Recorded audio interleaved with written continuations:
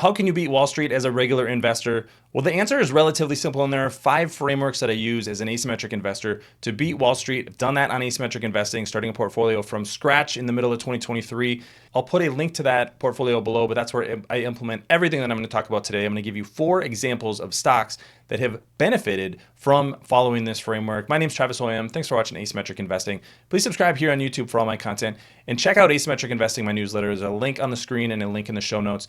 And thanks to this video sponsor, FinChat. If you go to finchat.io/ASYM, you can check out FinChat Pro for free. This is what you're going to see here in this video is a lot of images from FinChat because they're a phenomenal charting tool, but they not only have charts, they have all the financial metrics for over 10,000 companies around the world. They have artificial intelligence tools, they have transcripts, earnings reports, earnings slides, screeners, and much, much more. Everything that you need to do your investment research. So check that out at finchat.io/ASYM, and you can get 15% off with my link if you like what you're seeing after that 2-week free period. So let's get to the 5 frameworks that I use as an asymmetric investor. These are relatively simple frameworks. And the first is to buy stocks regularly. I buy stocks once a month at the beginning of every single month. And what buying stocks regularly does is it allows you to try to not time the market. If you're forced to buy a stock once a week, once a month, you're going to try to just make the best decision you can for that one period of time. I typically buy 3 to 5 stocks once a month and add them to the asymmetric portfolio. Sometimes I buy at high prices, sometimes I buy at a little bit lower prices, but over time, that means I'm going to basically be dollar cost averaging into the phenomenal companies that will compound over time. So buying stocks regularly, relatively simple to do, and will get you going on your journey to beating the market. Second thing is holding those stocks for a long period of time. Your biggest advantage over Wall Street is that you have time on your side. You can think about what a company is going to be doing 5 years, 10 years from now.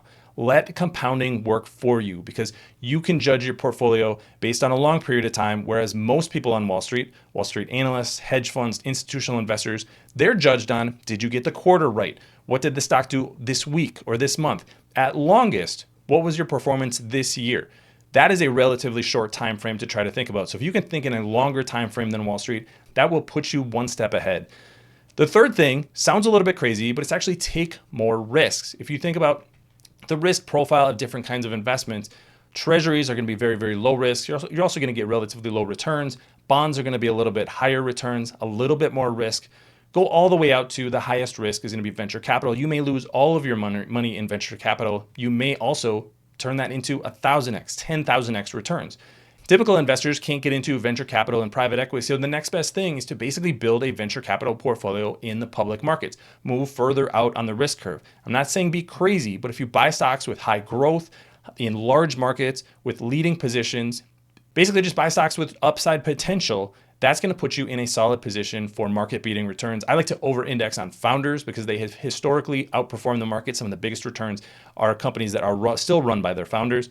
And the further out you go on the risk curve, the greater your returns that you can be over time if you have a diversified portfolio. The fourth thing is to embrace uncertainty. Again, this sounds a little bit counterintuitive, but the most powerful words you can say is, I don't know. I don't know what revenue growth is going to be next year. I don't know what margins are going to be next year. I don't have an earnings estimate for any of the companies that I own.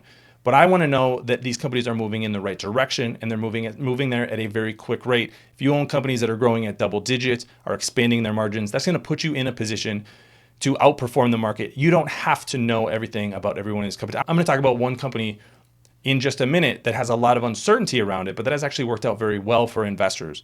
The fifth and final thing is to just do nothing. Don't try to time the market. Don't try to sell when a company is at its highest valuation and buy at its lowest. That's easy to say. It's almost impossible to do. Just let your winners keep winning and let your losers fade into oblivion. Ask any investor who's been doing this for a long time, and I'm almost 30 years in the market. The horror stories that you're going to hear are about the companies that they sold and didn't let compound into 10x or even 100x returns after that. I sold Chipotle in 2008. I sold Apple in 2011 after a really nice gain. Terrible time to be selling a company like that. Every investor who has been in the market for a long time has stories like that. So the best thing is to do is over-index on just doing nothing and let your winners win. So let's put some of these frameworks to work. How have I done this with asymmetric investing? The first stock that I ever covered on asymmetric investing was Spotify. Spotify, known as a phenomenally run company today, but in 2023, that wasn't the story. In 2023, the company's profitability was getting worse. Their margins were going down. They were spending way too much on things like marketing and content. There was a ton of uncertainty around Spotify. But that was something that I used to my advantage because we knew a few things at that time. One, we knew that users love Spotify. People don't just cancel Spotify, they continually grow their subscriber numbers, whether that's on the free side or on the paid side. So that's what you want to generally have, is a product that consumers like. Then the financials can follow.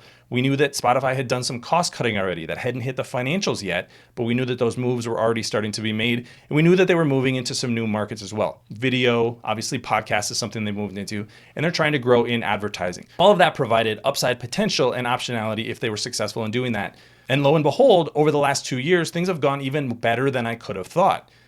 Not only did subscriber numbers continue to grow, we also had margins expanding. They raised prices a couple of times depending on the country. And even on the premium side of the business, where it was thought that the highest margin that they could ever get to was a gross margin of about 30%, they're nearly at 35% because they've been able to lean into their advantage as being the number one player in audio with their partners.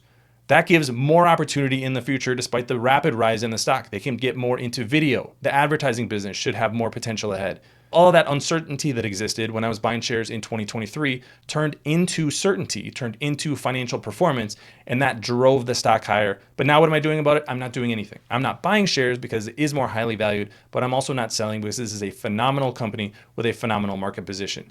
The company that's had a ton of uncertainty over just the past few months is Hims and Hers. Hims and Hers, investors are wondering what is going to be the future of GLP-1s. That was a phenomenal growth product for the company in the second half of 2024.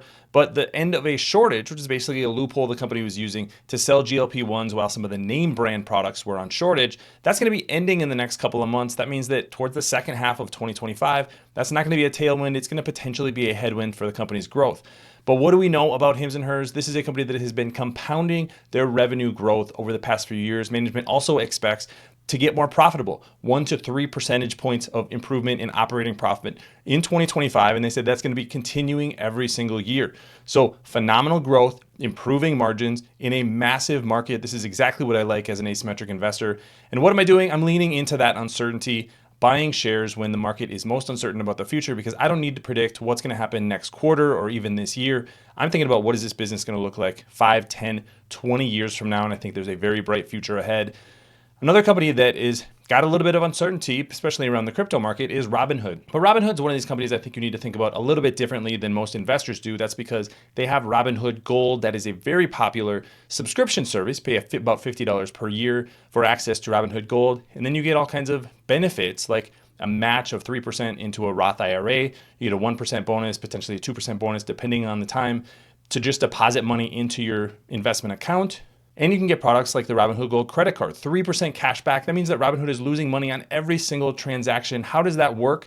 Robinhood is thinking about the long-term profitability and revenue of their business. They want to have more assets on the platform. So if they're going to be able to get you to be a subscriber, and then that pulls more assets by offering all these services, that's going to be a phenomenal business model long-term. That's why you see the growth that you've seen at Robinhood. That's why their margins are improving. They've been able to do this without increasing their operating costs a whole lot. Phenomenal trends for Robinhood. Again, huge market, founder-led. I have been just buying regularly, and I'm doing absolutely nothing with this position because it is such a phenomenal company. Final one I want to go over quickly is On Holding. On is going after a business that's been dominated by Nike for decades, but they're going about things a little bit differently. And this is where a founder can think about the market differently. On has leaned into the fact that most purchasing decisions for a home, even when it comes to shoes, are made by women. So who do you want to sponsor if you're going to be a up-and-coming sporting goods company? You want to sponsor high-end female athletes. That's exactly what On Holding has done, particularly in the running market. That's allowed the company to be a very popular brand in the suburban markets. That means that high-end suburban people who maybe are willing to pay $150, $200 for a pair of shoes have gravitated towards On Holding. Again, allowing that revenue to compound year after year. They're expecting 30% revenue growth to continue for the foreseeable future. We have just started to tap the potential for apparel. And on top of that, On Holding's shoe revenue is only about 1/10 of what Nike sells in shoes every year. So phenomenal business to be in. If you're a long-term investor, just let that compounding work for you. Not doing anything with that position, but maybe adding a little bit over time. So let's go back through those frameworks. I think this is ultimately the most important thing. Buy stocks regularly, hold them for a long period of time, live a little bit further out on the risk curve. That's going to allow you to have those huge winners. They're going to become a bigger and bigger portion of your portfolio, allows you to beat the market, embrace uncertainty in the stock market, and do absolutely nothing with those positions, because if you let those winners win, they will become the 10x, potentially even 100x stocks over a long period of time. Those are the frameworks I'm putting into place at Asymmetric Investing, both here on YouTube. And then if you're interested, got a newsletter, there's a link on the screen and a link in the show notes as well. Free version for that. And then premium subscribers get at least twice as much content on top of the Asymmetric Portfolio. You can follow what I'm doing every single month, including my buys, which will come out on Saturday, March 1st. Thanks again to our sponsor, FinChat. Go to finchat.io/ASYM. Get 2 weeks free for FinChat Pro and then 15% off if you decide to become a paid subscriber like I am. See if you can be a power user like I am of FinChat, just a phenomenal research tool. Let me know what your frameworks are for investing. Thanks for watching, everybody. We'll see you here next time.